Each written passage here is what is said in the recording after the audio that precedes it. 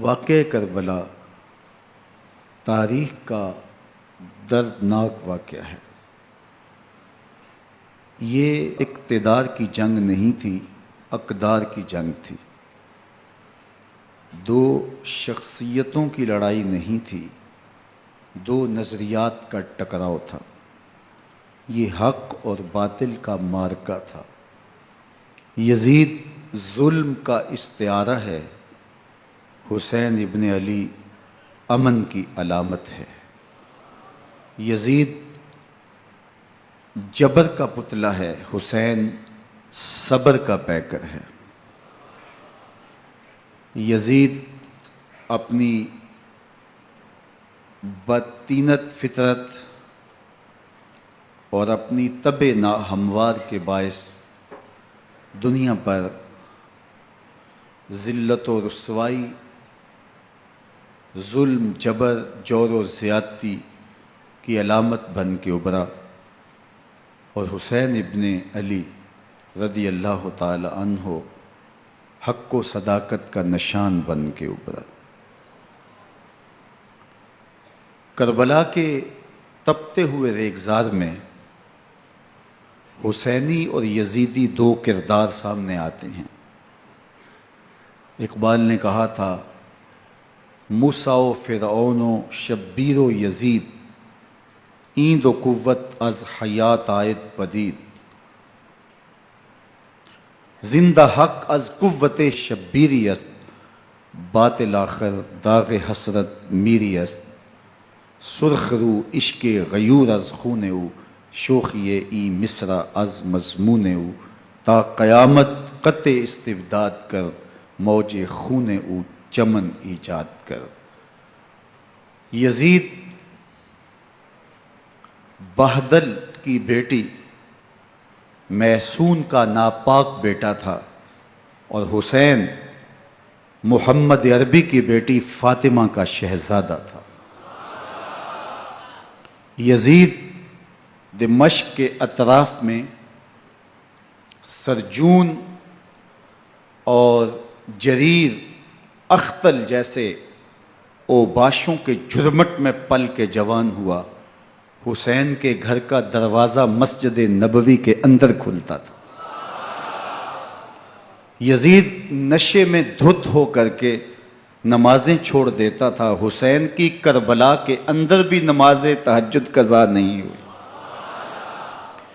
یزید ظلم کا دوسرا نام ہے، حسین امن کی علامت ہے۔ یزید نے زندگی میں ایک مرتبہ حج کیا اور شراب کے مٹکے ساتھ لے کے آیا، اور اختل اور دیگر گویوں اور مغنیوں کو اپنے ساتھ رکھا تاکہ سفر آسانی سے کٹے۔ حسین ابن علی نے 25 حج سواری ہونے کے باوجود پیدل کیے۔ یزید حج بیت اللہ کے بعد مدینہ المنورہ آیا اور شراب کی ایک مجلس بپا کی۔ حضرت امام حسین رضی اللہ تعالی عنہ جب وہاں پہنچے تو شراب کی پھیلی ہوئی بدبو کو محسوس کرتے ہوئے فرمایا، یہ بو کیسی ہے؟ تو نشے میں دھت یزید بولا، یہ شام میں بنتی ہے، اور ایک جام منگوایا اور اس کو پیتے ہوئے دوسرا جام حضرت امام حسین رضی اللہ تعالی عنہ کی طرف بڑھاتے ہوئے کہا، ابا عبداللہ لیجئے۔ تو حضرت امام حسین رضی اللہ تعالی عنہ نے فرمایا، میں اس کی طرف دیکھتا بھی نہیں ہوں، اور پھر وہ عشقی اشعار پڑھنے لگا۔ جب یزید کی شراب نوشی کا منظر امام حسین رضی اللہ تعالی عنہ اپنی آنکھوں سے دیکھ چکے تھے، تو مجھے بتاؤ یزید کے ہاتھ پہ امام حسین کا پاک ہاتھ کیسے آتا؟ حضرت امام حسین رضی اللہ تعالی عنہ جس ماحول میں پلے تھے، جس ماحول میں پرورش پائی تھی، جس ماحول میں رہے تھے، وہ پاکیزہ اور تقدس مآب ماحول تھا۔ اور یزید کبھی اطراف دمشق میں، کبھی غوطہ میں، کبھی الخضرہ محل میں، اور کبھی کہاں اور کبھی کہاں داد عیش دیتا رہا اور لہو و لعب کے اندر مصروف رہا، اور اس کی زندگی ان چیزوں سے عبارت تھی۔ وہ محرمات کو حلال قرار دیتا، شراب نوشی اس کی ہڈیوں میں رچی ہوئی تھی، اور شریعت بیضا کا مذاق اڑایا کرتا۔ اور حسین ابن علی رضی اللہ تعالی عنہ کی دوستیاں جن لوگوں سے تھی وہ عبداللہ ابن عباس تھے، عبداللہ ابن عمر تھے، حضرت عبد الرحمن بن ابو بکر رضی اللہ تعالی عنہ تھے۔ یزید تو جوا کھیلتا رہا، یزید تو قمار بازی کرتا رہا، یزید تو شراب نوشی کرتا رہا، اور حسین ابن علی مسجد نبوی کے ممبر میں حضور کے پہلوؤں میں بیٹھتے رہے۔ زمانے نے وہ منظر دیکھا کہ سرخ رنگ کے جوڑے پہنے ہوئے حسنین کریمین حجرہ فاطمہ سے نکلتے ہیں، کم عمری کی وجہ سے کبھی گرتے ہیں کبھی سنبھلتے ہیں، اور آقا کریم خطبہ ارشاد کر رہے ہیں، خطبہ چھوڑ کے حضور نے شہزادوں کو اٹھا لیا۔ وہ منظر بھی زمانے نے دیکھا۔ حضرت عبداللہ بن شداد کہتے ہیں کہ حضور سجدے میں تھے اور سجدہ اتنا طویل ہو گیا، ہمیں لگا یا تو وحی کا نزول ہو رہا ہے یا پھر اللہ کا حکم آ گیا اور اللہ کے محبوب کی روح قبض کر لی گئی۔ لیکن میں نے جب نظریں اٹھا کے ننکیوں سے دیکھا تو کیا منظر تھا کہ حسین ابن علی حضور کی پشت پہ بیٹھے ہوئے اور میرے آقا سجدے کو طول دے رہے ہیں۔ اللہ اکبر! حسین کے لیے پیغمبر کے سجدوں کو طول دیا جا رہا ہے۔ حسین ابن علی کبھی ممبر پہ حضور کی اطراف میں بیٹھتے ہیں، وہ منظر بھی دنیا نے دیکھا کہ حضور کے مبارک کندھوں پر حسین ابن علی بیٹھے ہیں اور حضور کی زلفوں کو پکڑا ہوا ہے۔ تو حضرت عمر رضی اللہ تعالیٰ عنہ دیکھ کے کہتے ہیں واہ واہ کیسی سواری میسر آئی حسین ابن علی کو۔ تو میرے آقا مسکرا کے کہتے ہیں عمر سواری دیکھتے ہو سوار بھی تو دیکھو۔ اللہ اکبر! حضرت اسامہ بن زید بن حارثہ رضی اللہ تعالیٰ عنہ فرماتے ہیں رات کا ایک پہر گزر گیا اور مجھے حضور سے کوئی کام تھا، میں آقا کریم کی خدمت میں حاضر ہوا، در دولت پہ دستک دی، حضور تشریف لائے تو چادر اوڑی تھی، بکل کی ہوئی تھی میرے حضور نے، تو میں نے اپنی حاجت کہی تو حضور نے میری حاجت پوری کر دی۔ لیکن ایک منظر میں نے دیکھا کہ حضور نے جو چادر کی بکل فرمائی تھی اس کے اطراف میں پہلوؤں میں ابھار تھے، جس طرح اندر کوئی ہو۔ مجھ سے نہ رہا گیا، میں نے پوچھ لیا، میں نے کہا بندہ نواز چادر کے اندر کیا ہے؟ فَكَشَفَهُ، تو حضور نے چادر کو کھول دیا۔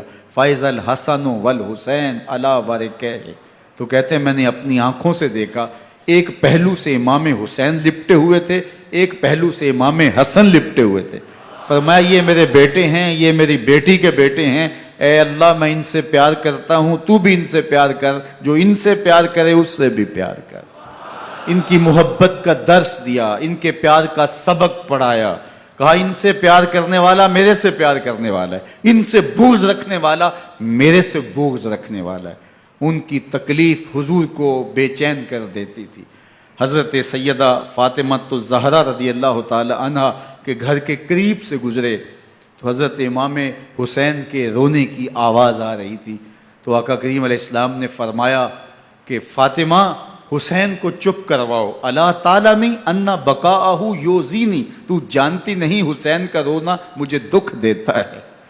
حسین ابن علی کو حضور رونے نہیں دیتے تھے، ان کو دکھی نہیں ہونے دیتے تھے، کیونکہ رسول اللہ صلی اللہ علیہ وسلم جانتے تھے کہ یہ کتنے دکھ سہے گا، کتنی تکلیفوں سے گزرے گا اور کتنے مصائب سہے گا۔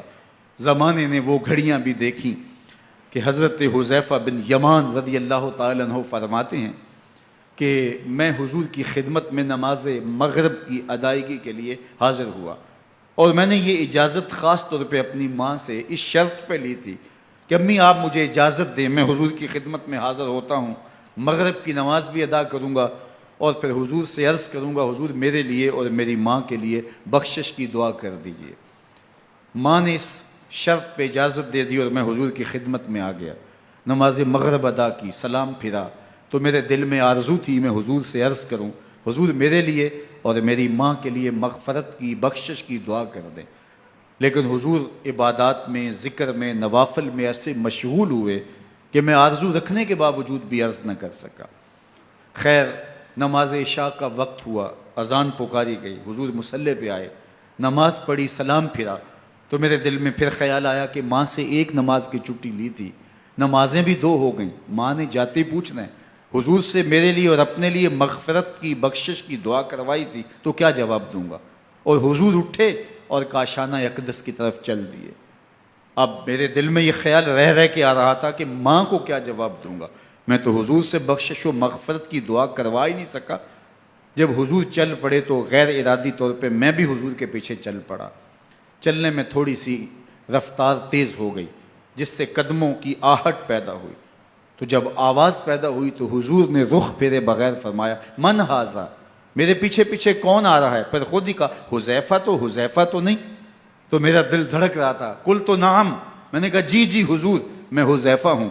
فرمایا ما حاجتوں کا غفر اللہ لک ولامک، کیا کام ہے؟ اللہ تجھے بھی بخش دے، تیری ماں کو بھی بخش دے۔ اب جو کام تھا وہ جنبش لب سے پہلے ہی ہو گیا، یہاں تو لفظوں کا سہارا بھی نہیں لینا پڑتا، وہ بند لبوں کی بولیاں بھی سنتے ہیں۔ اقبال بولا ہے فروغت صبح آثار و دہور، چشم تو بی نندائے ما فی الصدور، تیری نظر تو سینوں کے چھپے راز بھی دیکھتی ہے۔ تو کہا ما حاجتوں کا غفر اللہ لک ولامک، اللہ تجھے بخش دے، تیری ماں کی بھی مغفرت کر دے، کیا کام ہے؟ اب جو کام تھا وہ تو ہو گیا۔ تو میرے حضور نے ارشاد فرمایا حذیفہ سنو، ابھی ایک فرشتہ آیا ہے جو اس سے قبل دھرتی پر پہلے کبھی نہیں آیا، آج پہلی مرتبہ اللہ سے اجازت لے کے 2 کام کرنے آیا ہے۔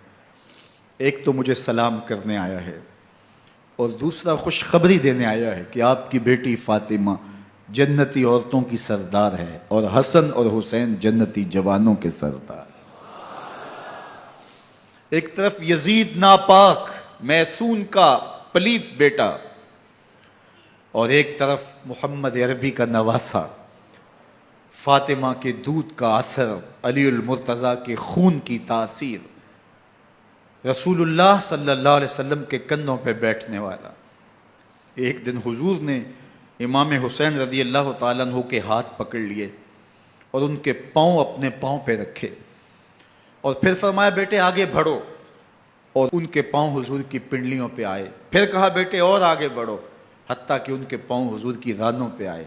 پھر فرمایا بیٹا اور آگے بڑھو، تو ان کے پاؤں حضور کے مبارک بطن اقدس پہ آئے۔ پھر بازوؤں کو کھینچ کے اپنے قریب کیا، اور حسین ابن علی کے منہ میں اپنی زبان رکھ دی، اور وہ اس طرح چوس رہے تھے جس طرح کھجور چوسی جاتی ہے۔ تو اللہ کے محبوب علیہ السلام نے حسین ابن علی کو اپنی زبان کا لعاب دہن دے کر کے، وہ شیر رحمت دے کر کے، وہ کوثر و تسلیم سے پاکیزہ تر آب رحمت عطا کر کے ان کی ہمیشہ کے لیے پیاس بجھا دی، تاکہ کل کربلا کے تپتے ہوئے ریگزار میں حسین ابن علی کو پیاس کی شدت تنگ نہ کرے اور پائے استقلال میں لغزش نہ آنے پائے۔ ان نازوں سے پالے ہوئے حسین کو، ان محبتوں سے پالے ہوئے حسین ابن علی کو امتحان بھی اتنے بڑے درپیش تھے۔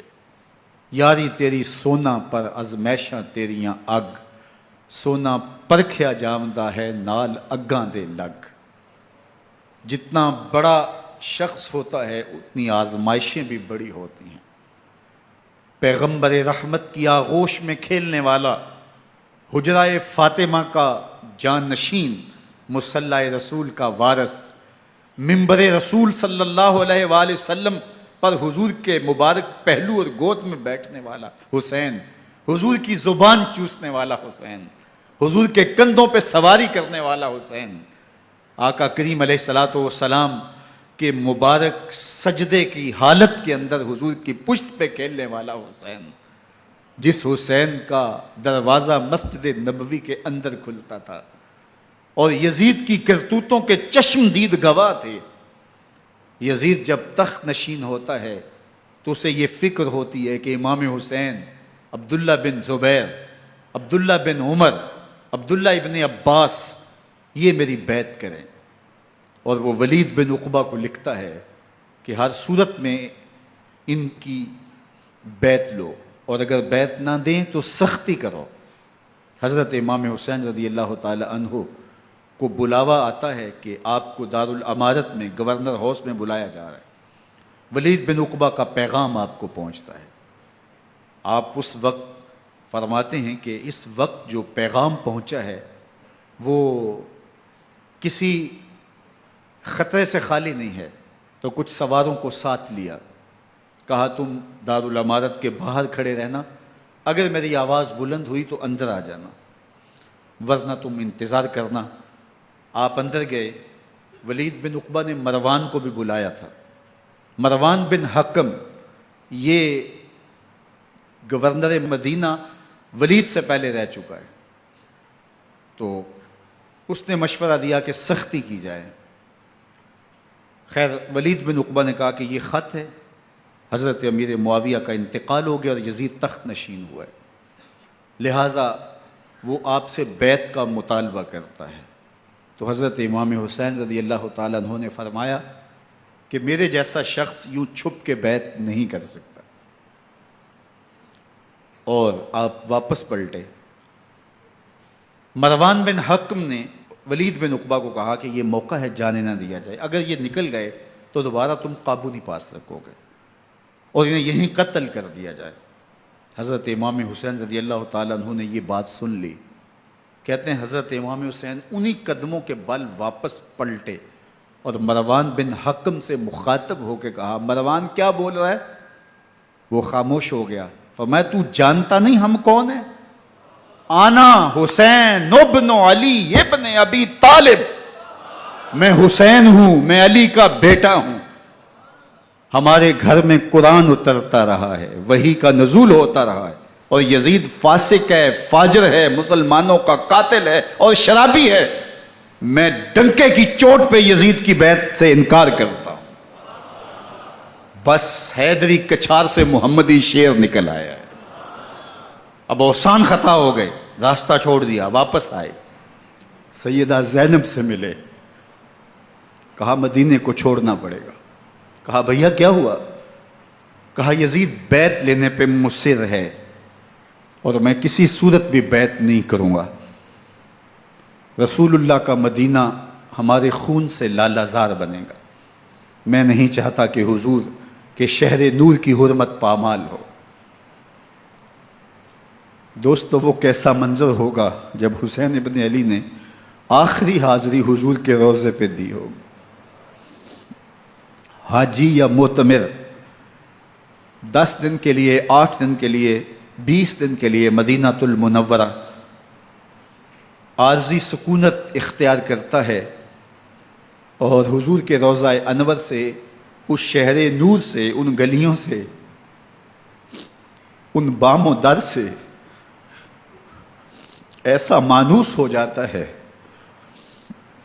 کہ جب واپس پلٹ رہا ہوتا ہے ان دعاؤں کے ساتھ کہ دوبارہ آنا بھی نصیب ہو، اور اسے لگتا ہے کہ میں دوبارہ بھی بلایا جاؤں گا، لیکن اس کے باوجود شہر حبیب چھوڑنا قیامت سے کم نہیں ہوتا. اعظم چشتی مرحوم آخری بار جب حضور کے روضہ انور پہ گئے تو بیمار تھے، ویل چیئر پہ تھے. باب بقی سے باہر نکلے تو خادم سے کہا کہ میری ویل چیئر پیچھے سے کھینچو تاکہ میرا رخ روضہ انور کی طرف رہے.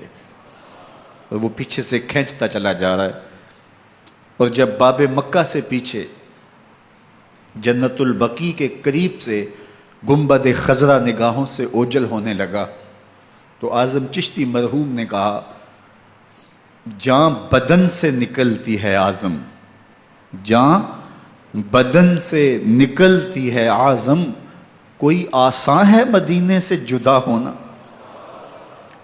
کوئی آسان ہے مدینے سے جدا ہونا. یہ اس شخص کی کہانی ہے جو 10 دن، 5 دن، مہینہ، 2 ماہ وہاں رہتا ہے اور پھر اس شہر کو چھوڑ کے آنا اس کے لیے آسان نہیں ہوتا. اور مجھے بتاؤ کہ حسین جو پیدا مدینے میں ہوا، جس کے گھر کا دروازہ مسجد نبوی کے اندر کھلتا تھا، جو مسجد نبوی کے اندر پرورش پا کے جوان ہوتا ہے اور مدینے کی گلیوں میں کھیلتا رہا، اس حسین ابن علی کے لیے مدینہ چھوڑنا، اور پھر وہ اس بات کا علم اور شعور رکھتے تھے کہ یہ آخری بار حضور کے در پہ حاضری ہے، دوبارہ اس شہر نور میں نہیں آ سکوں گا، تو کیا قیامت ہوگی اور کیا منظر ہوگا۔ محمد بن حنفیہ کے علاوہ خاندان نبوت کے جتنے لوگ تھے ان سب نے شہر مدینہ کو الوداع کہا، اور رات کے موقع میں مدینہ المنورہ کو، مسجد نبوی کو چھوڑ کر کے مکہ کی جانب عازم سفر ہوئے۔ 3 شعبان المعظم کو مکہ المکرمہ پہنچتے ہیں، ادھر کوفیوں کے خطوط آنے شروع ہو جاتے ہیں۔ حضرت امام حسین رضی اللہ تعالیٰ عنہ مسلم بن عقیل رضی اللہ تعالیٰ عنہ کو صورتحال معلوم کرنے کے لیے بھیج دیتے ہیں۔ 40,000 کوفی آپ کے ہاتھ پہ بیعت کر لیتے ہیں۔ ادھر 25 پیدل حج کرنے والے حضرت امام حسین 8 ذی الحج کو احرام باندھتے ہیں، لیکن آپ کو پتہ چلتا ہے کہ حاجیوں کے روپ میں قاتل چھپا دیے گئے، تو آپ اس احرام کو حج کی بجائے عمرے میں بدلتے ہیں اور کوفے کی جانب عازم سفر ہوتے ہیں۔ کائنات والو، ذرا سینے پہ ہاتھ رکھ کے دیکھو کہ یہ کتنا مشکل مرحلہ تھا۔ اس دین کی آبرو کو بچانے کے لیے حضرت امام حسین رضی اللہ تعالیٰ عنہ نے کتنا بڑا قدم اٹھایا۔ آپ کے بہی خواہ، دوست، احباب عبداللہ بن عمر یہ سارے روکتے ہیں، عبداللہ بن عباس کہتے ہیں حضرت نہ جائیے، الکوفی لا یوفی، کوفی کبھی وفا نہیں کرتے، آپ کے والد کو وہاں شہید کیا گیا، لیکن آپ ایک فرض کو نبھانے جا رہے ہیں۔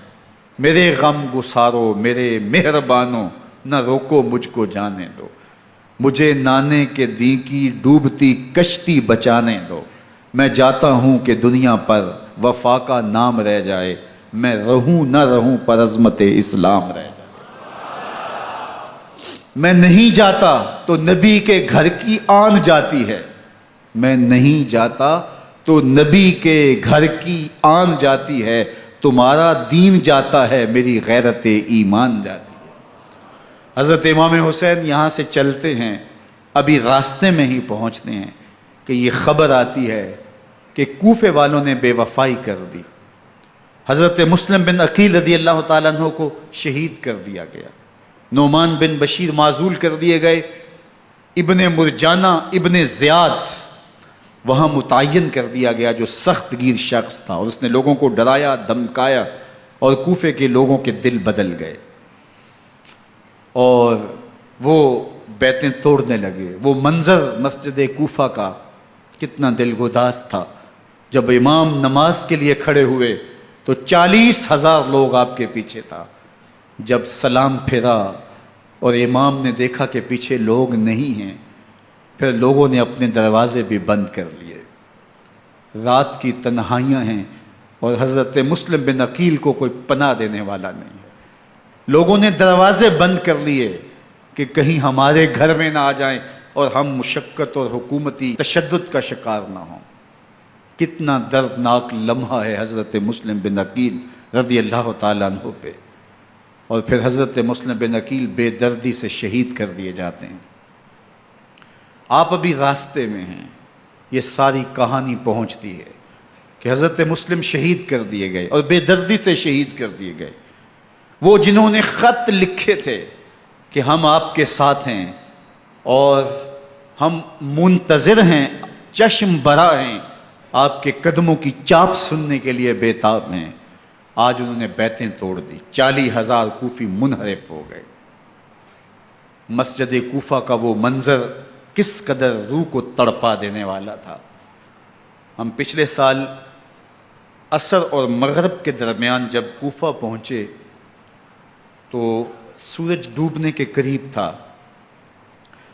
میں نے اپنی زندگی میں اتنا اداس موسم کہیں نہیں دیکھا جتنا اداس موسم کوفے میں دیکھا۔ ایسے لگتا تھا جس طرح کوفے کی آب و ہوا آج بھی شرمندہ ہے۔ جو مسلم بن عقیل اور خاندان نبوت کے ساتھ اہل کوفہ نے کیا، حضرت امام حسین رضی اللہ تعالیٰ عنہ کو ان کے بہی خواہوں نے، اعزاء نے، اقربا نے، دوستوں نے، آوان و انصار نے، ساتھیوں نے کہا کہ حضرت حالات یکسر تبدیل ہو گئے، اب ہمیں مراجعت کر جانی چاہیے، واپس پلٹ جانا چاہیے۔ تو حضرت امام حسین کافی سوچ بچار میں رہے، پھر اس کے بعد آپ نے فیصلہ کیا کہ ہم آگے بڑھیں گے۔ دوستوں نے کہا کہ حضرت اگر آپ آگے بڑھیں گے تو ہمیں لگتا ہے کہ وہ آپ کے ساتھ سلوک اچھا نہیں کریں گے اور آپ بچوں کے سامنے پیاسے شہید کر دیے جائیں گے۔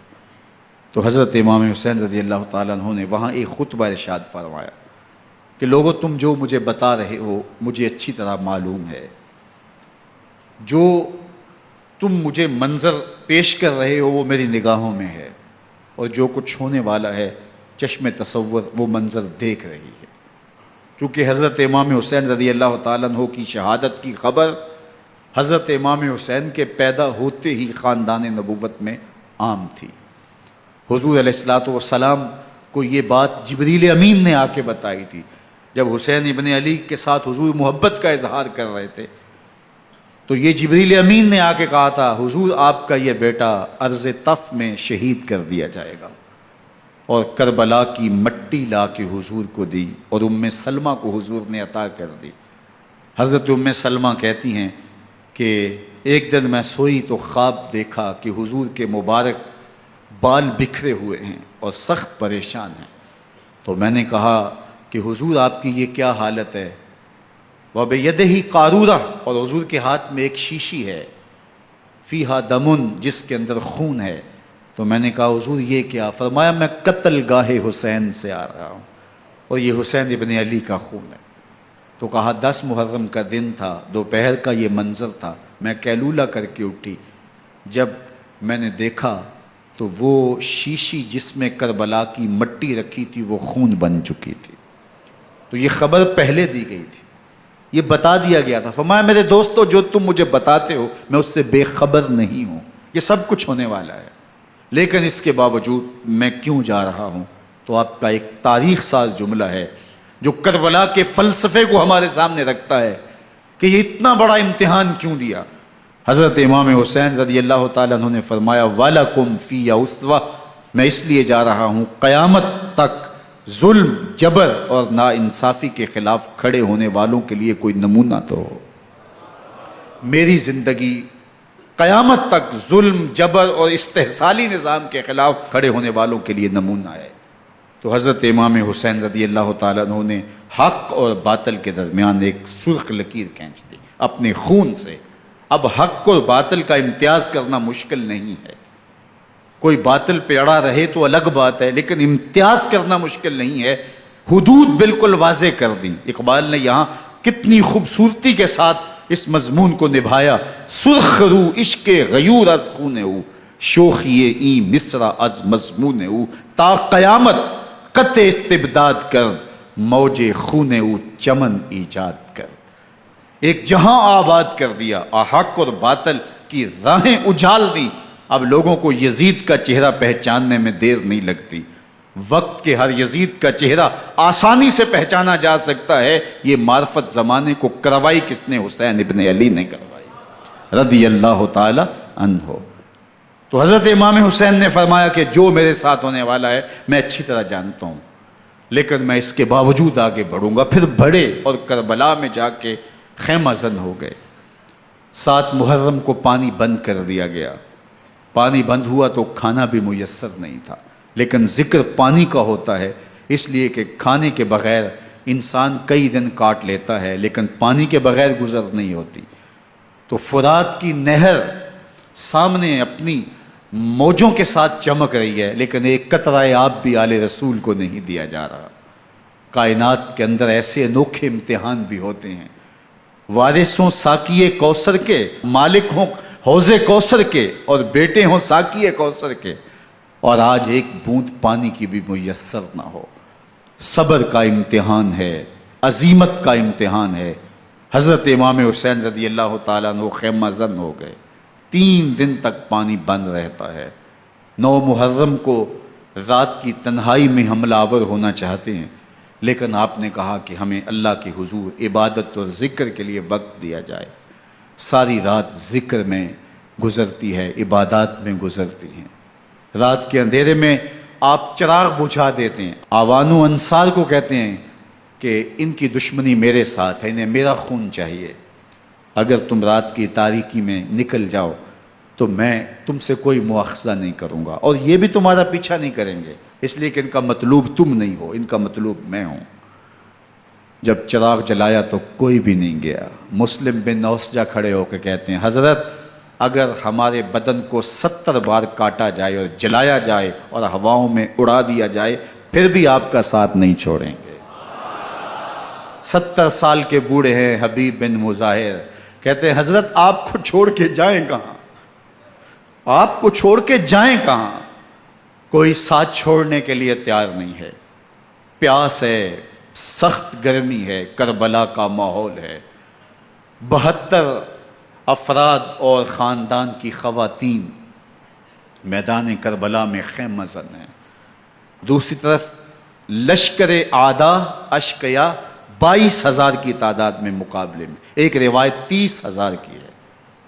ان صرف 72 پیاسے لوگوں کے لیے اتنے لوگوں کو جمع کرنے کا مقصد خوف زدہ کرنا تھا۔ شرط ہے کہ یزید کی بیعت کر لیں، محاصرے توڑ دیں گے، پانی دستیاب ہوگا، اعزاز و اکرام سے نوازا جائے گا، خزانوں کے منہ کھول دیے جائیں گے۔ لیکن حسین ابن علی کہتے تھے سب کچھ لٹ جائے گا، باطل کے ہاتھ پہ ہاتھ نہیں رکھوں گا۔ اللہ اکبر۔ اب صبح طلوع ہوتی ہے، عاشور کا دن چڑھتا ہے، سورج اپنی پوری تمازت کے ساتھ گرمی برسا رہا ہے۔ آج خاندان نبوت کا امتحان زمانے نے دیکھنا ہے۔ رسول اللہ کا لعاب چوسنے والا اس کے صبر کا آج امتحان ہے، حضور کے کندھوں پہ کھیلنے والے حسین کا آج امتحان ہے۔ اللہ اکبر۔ حسین ابن علی تمام حجت کرتے ہیں میں نے تمہارا کچھ نہیں بگاڑا، میں نے کسی کا خون نہیں کیا، میں نے کوئی زیادتی نہیں کی، تم کیوں میرے قتل کے در پہ ہو؟ تم جانتے نہیں میں کون ہوں؟ میں تمہارے نبی کا نواسا ہوں، رسول اللہ صلی اللہ علیہ وآلہ وسلم کے کندھوں پہ کھیلتا رہا ہوں، حضور کا لعاب چوستا رہا ہوں، اور میں بوسہ گاہ رسول صلی اللہ علیہ وآلہ وسلم ہوں۔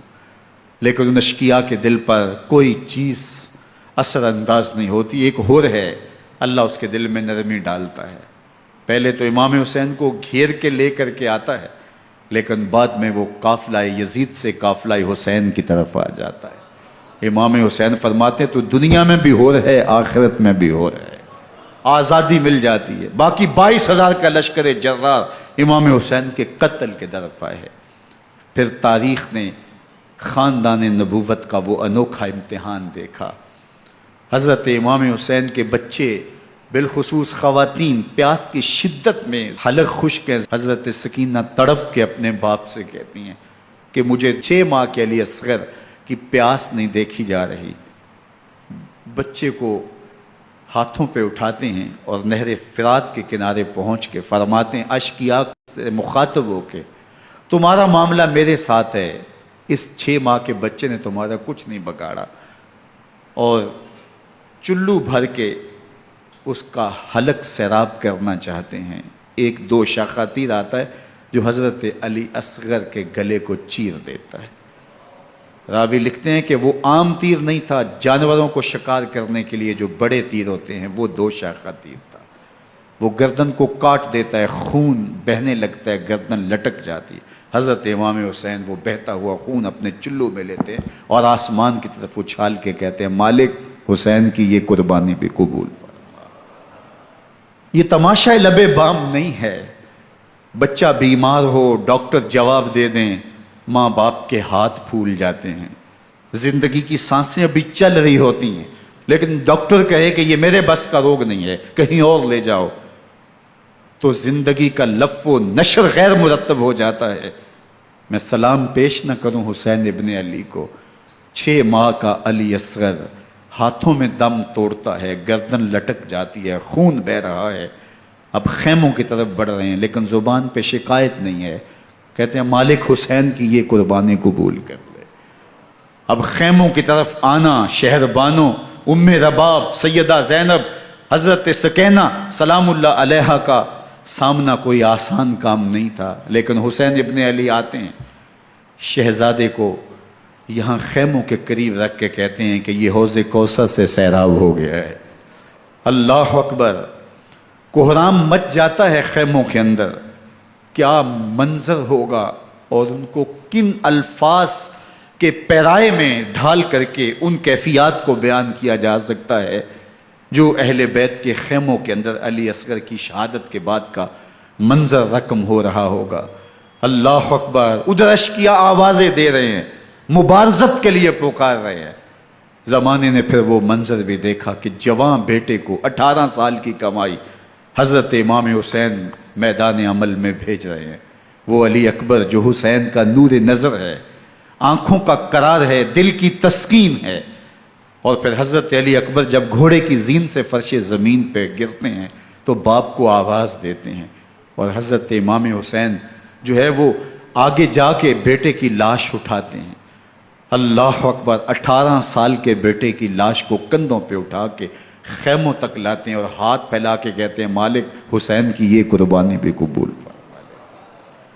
کبھی قاسم بن حسن کی لاش اٹھا کے لاتے ہیں، کبھی اون و محمد کی لاشیں اٹھا کے لاتے ہیں، بتیجوں کی، بھانجوں کی، بھائی عباس کے کٹے ہوئے بازو اور زخموں سے چھدا ہوا لاشا۔ کیا کیا قیامتیں تھیں جو اس کربلا کے ایک میدان کے اندر نہیں توڑی گئیں۔ حضرت امام حسین پر دکھ پہ دکھ، تکلیفوں پہ تکلیفیں، اب 71 لاشیں اٹھا کے خیموں تک پہنچا چکے، اور ادھر مبارزت کی دعوت دی جا رہی، آؤ میدان عمل میں آؤ، اب دیر کیوں کر رہے ہو۔ رسول اللہ کا حرم، رسول اللہ کی شہزادیاں جو نازوں میں پلی تھیں، وہ کلیاں جو شبنم کا بوجھ بھی گوارا نہیں کر سکتی تھی، آج مصیبتوں کے پہاڑ ٹوٹ گئے۔ حضرت امام حسین کبھی شہربانوں کو، کبھی ام رباب کو دلاسا دیتے ہیں، کبھی حضرت زینب کو کہتے ہیں۔ حضرت زینب کربلا کے اس میدان کے اندر بڑے حوصلے کے ساتھ اپنے بھائی کے ساتھ کھڑی رہی، اپنے 2 بیٹے راہ خدا میں پیش کیے، ان کی لاشیں وصول کی، لیکن زینب جس جرأت کے ساتھ، جس پامردی کے ساتھ اس سارے منظر کو حوصلے کے ساتھ سہتی رہی، وہ یقیناً حوصلہ سیدہ زینب سلام اللہ علیہا کا ہی ہے۔ لیکن یہ وہ منظر تھا کہ زینب کا دل بھی ڈول گیا جب حسین ابن علی گھوڑے پہ بیٹھنے لگے، اور ان کو گھوڑے میں بٹھانے والا کوئی نہیں تھا، اور جو بھی سوار جاتا پھر واپس اس کی لاش ہی آتی اور حسین ابن علی لے کے آتے۔ آج حسین ابن علی جا رہے ہیں، زندگی کا سارا سرمایہ لٹ رہا ہے، حضرت زینب سلام اللہ علیہا سنبھل نہیں رہی۔ حضرت امام رضی اللہ تعالیٰ عنہ اٹھے اور آپ نے حضرت زینب کو صبر کی تلقین کی اور کہا کہ صبر ہی بہترین ذریعہ ہے اور اللہ کی قربت کا ایک بہترین سبب ہے، اور ان کو صبر کی تلقین کرتے ہوئے فرمایا کہ میرے بعد تم نے اس ذمہ داری کو سنبھالنا ہے، اور ان مخدرات اسلام کی، ان شہزادیوں کے پردے کی تم نے حفاظت کرنی ہے۔ اور پھر گھوڑے کی زین کس کے امام حسین لشکر اشکیا کی طرف بڑھتے ہیں۔ اب خیموں سے سسکیوں کی آواز آ رہی ہے، ان کا سردار، ان کا تاجدار آج سب کو چھوڑ کے کربلا کے میدان کی طرف بڑھ رہا ہے۔ جرم کیا کیا، قصور کیا کیا، اس نے کیا زیادتی کی کہ آج نیزوں اور انیوں کے مقابلے میں 22,000 کا لشکر حضرت امام حسین پہ ٹوٹ پڑتا ہے۔ آپ پھر اتمام حجت کرتے ہیں، میں نے کسی کو قتل نہیں کیا، خون ناحق نہیں بہایا، میرے خون کے درپے کیوں ہو، اپنی آخرت کیوں برباد کرتے ہو، تم جانتے نہیں میں کون ہوں، میں تمہارے نبی کا نواسا ہوں۔ لیکن ابن زیاد کہتا ہے مقابلے میں آؤ۔ پھر حضرت امام حسین رضی اللہ تعالیٰ عنہ مقابلے میں آتے ہیں، اور جب گھوڑے کو ایڑ لگا کے دشمن اشقیاء پہ ٹوٹتے ہیں تو پھر ایسا منظر ہوتا ہے کہ وہ بھیڑ بکریوں کی طرح آگے بھاگتے ہیں۔ 71 زخم کلیجے پہ لیے شجاعت کا یہ پیکر جب میدان میں آتا ہے، آواز آتی ہے یہ کون ذی وقار ہے، بلا کا شاہ سوار ہے، لباس ہے پھٹا ہوا غبار سے اٹا ہوا، تمام جسم نازنی چدا ہوا کٹا ہوا، یہ نبی کا نور عین ہے، یہ بالیقین حسین ہے، یہ حسین ابن علی ہے رضی اللہ تعالیٰ عنہ۔ پھر چاند بادلوں میں گھر جاتا ہے، شامی غنڈے تیر برساتے ہیں، تلواروں سے آپ کے بدن پر ضربیں لگاتے ہیں اور نیزوں سے آپ کے بدن کو پرو دیتے ہیں۔ جب آپ کا پیراہن بعد میں اتارا گیا تو آپ کے پیراہن میں 122 سوراخ تیروں کے تھے، 33 زخم تلواروں کے اور 34 گھاؤ نیزوں کے تھے۔ جب گھوڑے کی زین سے فرش زمین پر آئے، بدن چھلنی تھا، زخم زخم سے خون بہ رہا تھا، 3 دن کا پیاسا حسین، اللہ اکبر، بدن زخموں سے چور، 71 لاشیں کلیجے پہ لیے، مخدرات اسلام کے پردے کا خیال دل میں الگ ہے، لیکن گھوڑے کی زین سے جب فرش زمین پہ امام حسین آتے ہیں، زبان پہ ہائے نہیں، نالا و شیون نہیں، چیخ و پکار نہیں، آتے ہی پیشانی سجدے میں رکھتے ہیں اور پکارتے ہیں اللہم ردن بقضائک وصبرا علی بلائک تسلیما لامرک سبحان ربی الاعلی۔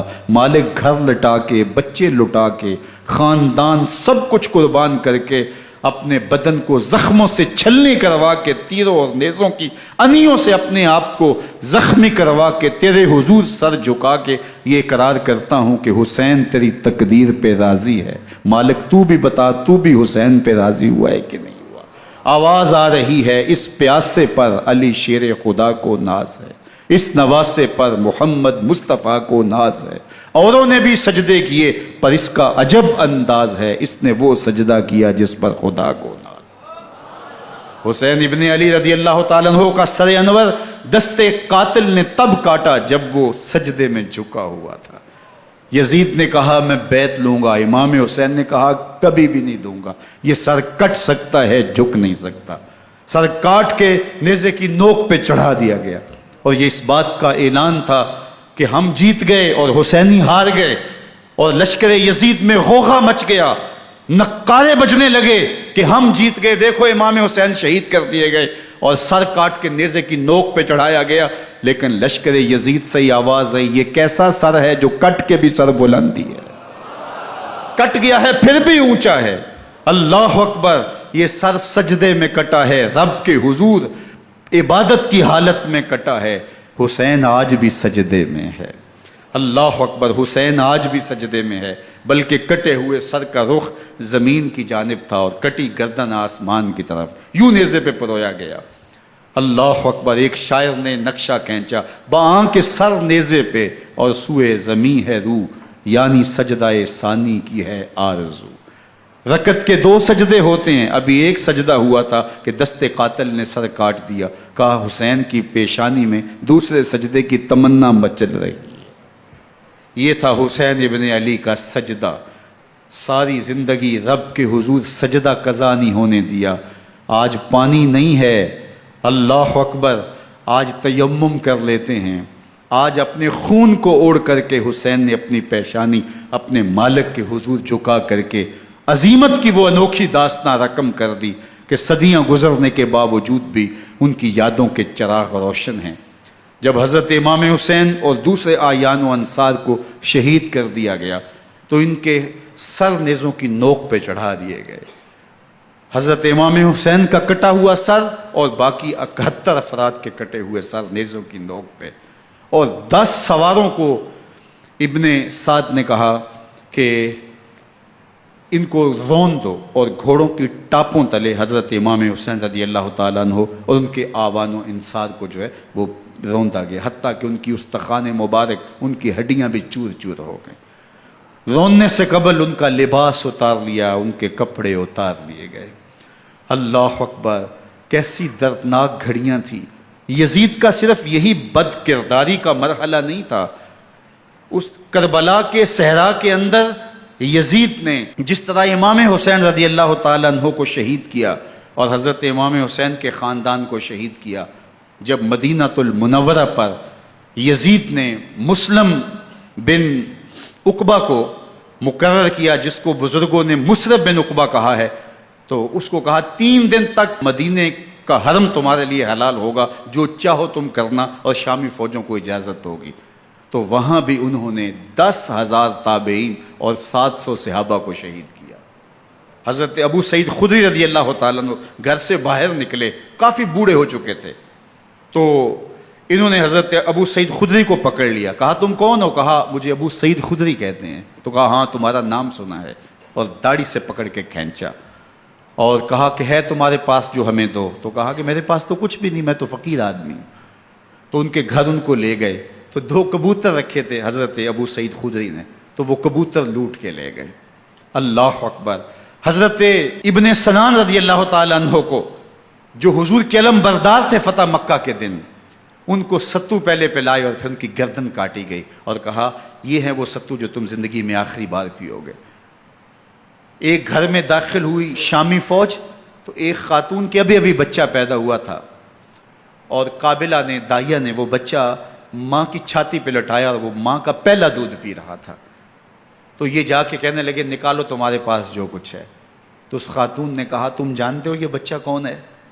تو انہوں نے کہا ہم نہیں جانتے۔ کہا یہ حضرت ابن ابی کبشہ انماری رضی اللہ تعالیٰ عنہ کا بچہ ہے، اور یہ وہ صحابی ہیں کہ جو بیت الشجرہ کے موقع پہ حضور کے ہاتھ پہ بیعت کرتے ہیں۔ انہوں نے اس چیز کا لحاظ نہ کیا کہ جو کچھ ہے وہ ہمیں دو، ورنہ تیرے بچے کو نہیں چھوڑیں گے۔ تو ماں بچے سے مخاطب ہو کے کہتی ہے، ابھی بچہ پیدا ہوا ہے اور ماں سے پہلا دودھ پی رہا ہے، کہ بیٹے اگر میرے پاس کچھ ہوتا، وہ قیمتی سے قیمتی چیز بھی ہوتی، تیری جان کے لیے قربان کرتی، لیکن اس وقت میرے پاس کچھ ہے نہیں۔ تو ایک شکی آگے بڑھا اور بچے کو ایک ٹانگ سے پکڑ کے کھینچ کے دیوار کے ساتھ پٹک کے مارا، جس سے دماغ کا بھیجا نکل گیا۔ کیا کیا زیادتیاں نہیں کی۔ 700 صحابہ حرہ کے واقعہ میں شہید کیے یزید نے، اور 10,000 تابعین شہید کیے۔ مسجد نبوی میں ممبر رسول کے ساتھ گھوڑے باندھے، اور وہ ممبر رسول اور مصلی رسول کے قریب لید کرتے رہے۔ حضرت سید عبد المسیب فرماتے ہیں میں نابینا تھا اور حضور کے روضہ انور کے پاس بیٹھا تھا، اور یزید کے سپاہی آتے، جو بھی مسجد میں نظر آتا پکڑ کے لے جاتے، مجھے نابینا سمجھ کے چھوڑ دیتے، لیکن میں پریشان تھا کہ ظہر کا وقت ہوگا، عصر کا وقت ہوگا، مغرب عشاء کا وقت ہوگا، نہ اذان نہ اقامت نہ جماعت، تو کیسے مجھے پتہ چلے گا کہ نماز کا وقت ہو گیا، اور کیسی میری نمازوں کا کیا بنے گا؟ میں اس فکر میں بیٹھا تھا۔ لم ازل اسمع الاذان والاقامت من قبر رسول اللہ صلی اللہ علیہ وآلہ وسلم۔ فرماتے ہیں جب بھی پھر نماز کا وقت آیا، گنبد خضرا سے اذان کی بھی آواز آئی، اقامت کی بھی آواز آئی۔ 3 دن تک مسجد نبوی کے اندر گھوڑے بندے رہے، اور مدینہ کی حرمت پامال کی۔ مدینہ کے گھروں کے اندر یہ بدکماش داخل ہوئے، اور جو بدکاریاں انہوں نے کی، کلیجہ منہ کو آتا ہے۔ 1002 شیزائیں ان بدکاروں کی بدکاریوں کی وجہ سے کنواری حالت کے اندر حاملہ ہوئی۔ 3 دن تک مدینے کا حرم انہوں نے پامال کیا، اور پھر مکہ المکرمہ میں کعبۃ اللہ پر گولے برسائے، اور کعبہ کا غلاف جل گیا۔ وہ تو یزید مر گیا، اور حضرت عبداللہ ابن زبیر رضی اللہ تعالیٰ عنہ نے اپنی خلافت کا اعلان کیا۔ یزید کے یہ کرتوت تھے، ادھر اہل مدینہ کو ستایا، ادھر اہل مکہ کو ستایا، اور رسول اللہ صلی اللہ علیہ وسلم کے خانوادے کی بے حرمتی اور توہین کی۔ نہ صرف انہیں قتل کیا گیا، ان کی لاشوں پہ گھوڑے دوڑائے۔ ابن سعد اور شمر جو ہے وہ خیموں میں داخل ہوا، اور مخدرات اسلام کی چادریں چھیننے کی کوشش کی۔ حضرت زینب سلام اللہ علیہ نے مخاطب ہو کے کہا ہمارے چہرے کے رکھوالے چلے گئے ہیں، ظالم تو خیال نہیں کرتا ہم رسول اللہ کی بیٹیاں ہیں۔ حضرت شہربانو، حضرت زین العابدین اور حضرت زینب سلام اللہ علیہ، ان تینوں کو ایک اونٹ پہ باندھا گیا، اور باقی اونٹوں پہ باقی سادات کو، حضور کی شہزادیوں کو باندھا گیا، رسیوں میں جکڑا گیا، اور اونٹوں پہ باندھ کر کے کوفے کی جانب آگے آگے شہیدوں کے سر چل رہے ہیں، اور پیچھے یہ قافلہ چل رہا ہے۔ اور جب یہ قافلہ وہاں سے گزرا جہاں لاشیں پڑی تھی، امام زین العابدین 14 سال کے تھے اور بیمار تھے، اور ان کا حوصلہ نہ ہوا، وہاں غشی ان کے اوپر آنے لگی، اور وہ منظر ابن کثیر نے، باقی لوگوں سب نے لکھا ہے کہ پھر جب ان کی یہ حالت ہوئی تو پھر سیدہ زینب سلام اللہ علیہ، جنہوں نے ابھی تک بڑے حوصلے کے ساتھ ساری مشکلات کا مقابلہ کیا تھا، اب ان کے بندن ٹوٹ گئے اور آنکھوں سے آنسو بہنے لگے، اور سیدہ زینب نے امام حسین رضی اللہ تعالیٰ عنہ کی لاش پہ کھڑے ہو کے، اور وہ روندی ہوئی لاش، ٹوٹی ہوئی ہڈیاں، اور وہ برینا بدن، کٹا ہوا سر نیزے کی نوک پہ، اور لاش یہ پڑی ہے، تو حضرت سیدہ زینب نے مدینے کی طرف منہ کر کے جو ہے وہ حضور سے فریاد کی، یا محمد آہو، یا محمد آہو، ھذا حسین بالآراء مزمل بالدماء، یا محمد آہو بناتوں کا سبایا۔ یا رسول اللہ، اے پیارے آقا، یا جد آہو، اے ہمارے نانا محترم، یہ دیکھیے آپ کا حسین پڑا ہوا ہے، بدن سے کپڑے اتار لیے گئے، خاک ہوائیں اڑا رہی ہیں، اور اس کے اوپر چادر جو ہے وہ مٹی کی پڑ گئی ہے۔ حضور آپ کی اولاد کاٹ دی گئی، اور پھر کہا بناتوں کا سبایا، حضور دیکھیے آپ کی بیٹیوں کے ہاتھ باندھ دیے گئے ہیں، اونٹوں پہ کس دیا گیا ہے، سر شہیدہ آگے آگے چل رہے ہیں، اور حضرت سیدنا امام حسین کا آگے آگے سر ہے۔ راستے کے اندر ایک جگہ آئی، رات گزری اور ان کو اتارا گیا۔ رات کا موقع تھا، ایک خاتون آئی اور اس نے کوئی کھانا پیش کیا ان کو، اور کہا کہ میں کسی زمانے میں حضرت سیدہ فاطمہ الزہرا کی نوکری کیا کرتی تھی، ان کی لونڈی تھی، ان کی کنیز تھی، اور آج مجھے پتہ چلا کہ آپ لوگ گزر رہے ہیں، تو میں نے کہا کہ میں اپنی مخدومہ کے خاندان کی خدمت کروں۔ اور پھر اس نے کہا کہ اس وقت سیدہ کی گود میں ایک 6-7 ماہ کی بچی تھی جس کو زینب کہا کرتے تھے، تو سیدہ زینب نے کہا کہ اماں اگر پہچانتی ہو تو وہ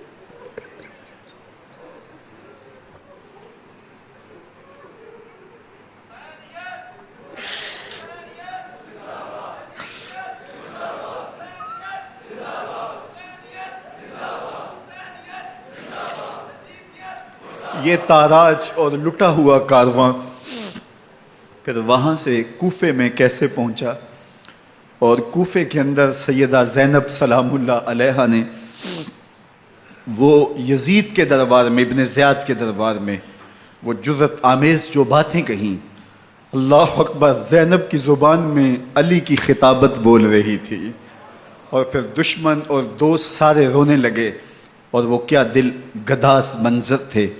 اور پھر یہ سروں کا قافلہ اور سادات کرام کا مشکیں کسی ہوئی ہیں اور اونٹوں پہ باندھے ہوئے، ان کو وہاں سے پھر قادسیہ، اور قادسیہ سے پھر دمشق یزید کے دربار میں پہنچایا گیا، اور وہاں سے یہ لٹے ہوئے خانمہ برباد تاراج لوگ مدینہ المنورہ میں کیسے پہنچے، اور اہل مدینہ نے کیسے استقبال کیا، اور وہ منظر کتنا دلگداز تھا جب اہل مدینہ زینب سے پوچھتے تھے زینب حسین کہاں ہے؟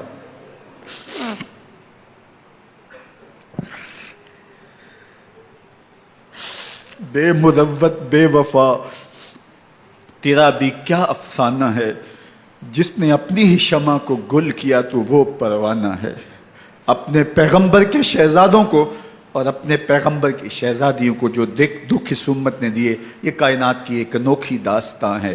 اللہ ہمیں اسوہ شبیری پہ عمل کی توفیق عطا کرے اور ان کے نقوش پاک کی برکتیں دے، اہل بیت کی محبت ہماری روحوں میں جذب کر دے، اور جس عظیمت کے ساتھ، جس حوصلے کے ساتھ انہوں نے دکھوں کو جھیلا، جو دہکتی آگ کے شعلوں پہ سویا وہ حسین، جو جواں بیٹے کی میت پر نہ رویا وہ حسین، جس نے سب کچھ کھو کے کچھ نہ کھویا وہ حسین، مرتبہ اسلام کا جس نے دوبالا کر دیا، خون نے جس کے دو عالم میں اجالا کر دیا، جو کہ سوزے غم کو سانچے میں خوشی کے ڈھال کے مسکرایا موت کی آنکھوں میں آنکھیں ڈال کے۔